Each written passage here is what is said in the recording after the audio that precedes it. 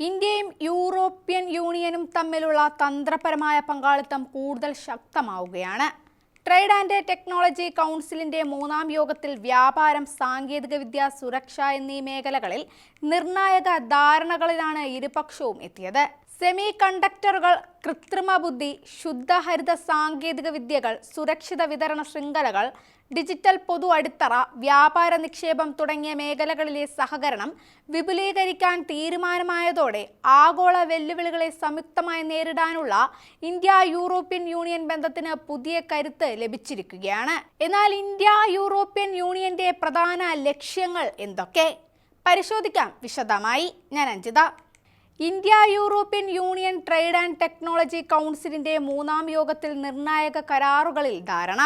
വ്യാപാരം, സാങ്കേതികവിദ്യ, സുരക്ഷ എന്നിവയിൽ തന്ത്രപരമായ സഹകരണം ശക്തിപ്പെടുത്തുന്നതിൽ ഇന്ത്യയും യൂറോപ്യൻ യൂണിയനും ധാരണയിലെത്തി. കൃത്രിമ ബുദ്ധി, സെമി കണ്ടക്ടറുകൾ, ക്വാണ്ടം സാങ്കേതിക വിദ്യകൾ, ശുദ്ധമായ ഊർജം, പ്രതിരോധശേഷിയുള്ള വിതരണ ശൃംഖലകൾ എന്നിവയിൽ സഹകരണം കൂടുതൽ ആഴത്തിലാക്കാനും ഇരുപക്ഷവും ധാരണയിലെത്തി. ബ്രസൽസിൽ നടന്ന യോഗത്തിലാണ് നിർണായക തീരുമാനം. 2026 ജനുവരിയിൽ നടന്ന 16ാമത് ഇന്ത്യ-യൂറോപ്യൻ യൂണിയൻ ഉച്ചകോടിയിൽ അംഗീകരിച്ച സംയുക്ത കരാറിൽ വർഷാവസാനത്തോടെ ട്രേഡ് ആൻഡ് ടെക്നോളജി കൗൺസിലിന്റെ നവീകരണം അന്തിമമാക്കാനായിരുന്നു തീരുമാനം. ഇതേ തുടർന്ന് പ്രധാന ഗവേഷണ നവീകരണ ഫണ്ടിംഗ് പ്രോഗ്രാമായ ഹൊറൈസണിൽ യൂറോപ്പുമായുള്ള ഇന്ത്യയുടെ ബന്ധത്തെക്കുറിച്ചുള്ള ഔപചാരിക ചർച്ചകൾ ആരംഭിക്കാനും യോഗത്തിൽ തീരുമാനമായി. ഇലക്ട്രിക് വെഹിക്കിൾ ചാർജിംഗ് സാങ്കേതിക വിദ്യകളിലും പരീക്ഷണങ്ങളിലും ഇന്നോവേഷൻ ഹബ്ബ് ശ്രദ്ധ കേന്ദ്രീകരിച്ചു.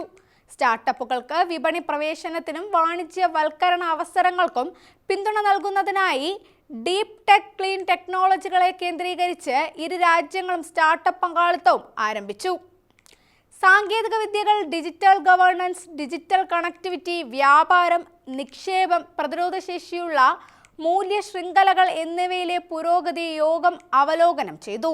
പ്രകൃതി ദുരന്തങ്ങൾ, കാലാവസ്ഥാ വ്യതിയാനം, ബയോ ഇൻഫോർമേറ്റീവ് എന്നിവയുമായി ബന്ധപ്പെട്ട സംയുക്ത ഗവേഷണ സംരംഭങ്ങളിലൂടെ കൂടുതൽ സഹകരണം ഇരുപക്ഷവും പര്യവേക്ഷണം ചെയ്യുമെന്നും അധികൃതർ അറിയിച്ചു.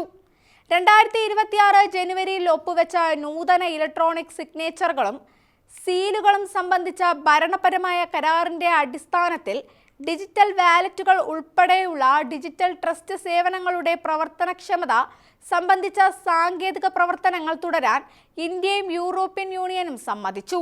കൂടാതെ മാലിന്യത്തിൽ നിന്ന് ഹൈഡ്രജൻ, സമുദ്ര മലിനീകരണം, വൈദ്യുത വാഹന ബാറ്ററി പുനരുപയോഗം എന്നിവയിൽ ശ്രദ്ധ കേന്ദ്രീകരിച്ചുള്ള പദ്ധതികൾ ഉൾപ്പെടെ 4 വർഷത്തിനിടെ 60 ദശലക്ഷം യൂറോയുടെ നിക്ഷേപം ഇരുപക്ഷവും അവലോകനം ചെയ്തു.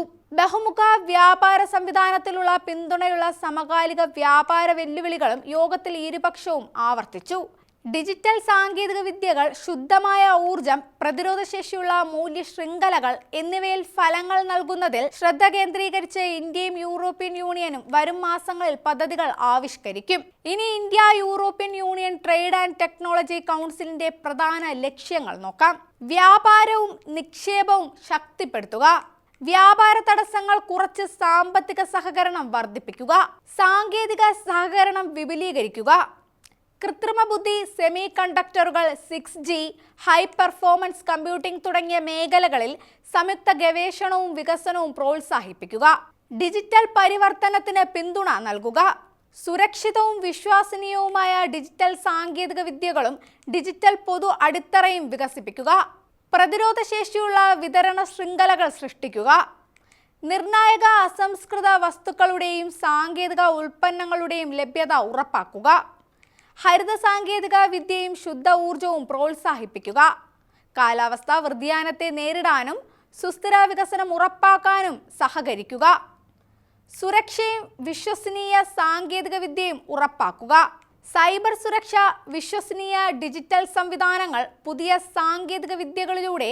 സുരക്ഷിത ഉപയോഗം എന്നിവയിൽ സഹകരണം വർദ്ധിപ്പിക്കുക, ആഗോള വെല്ലുവിളികൾക്ക് സംയുക്ത പരിഹാരം കണ്ടെത്തുക, സാമ്പത്തിക സ്ഥിരത, സാങ്കേതിക മാനദണ്ഡങ്ങൾ, ഭൗമരാഷ്ട്രീയ വെല്ലുവിളികൾ എന്നിവയിൽ ഏകോപനം ശക്തിപ്പെടുത്തുക, ആഗോളതലത്തിൽ സാങ്കേതിക വിദ്യയും വ്യാപാരവും ഭൗമരാഷ്ട്രീയ സാഹചര്യങ്ങളും അതിവേഗം മാറിക്കൊണ്ടിരിക്കുന്ന പശ്ചാത്തലത്തിൽ India European union trade and technology കൗൺസിലിന്റെ മൂന്നാം യോഗത്തിലെ തീരുമാനങ്ങൾ ഇരു രാജ്യങ്ങളും തമ്മിലുള്ള തന്ത്രപരമായ പങ്കാളിത്തത്തിന് പുതിയ ദിശ നൽകുന്നതായാണ് വിലയിരുത്തപ്പെടുന്നത്.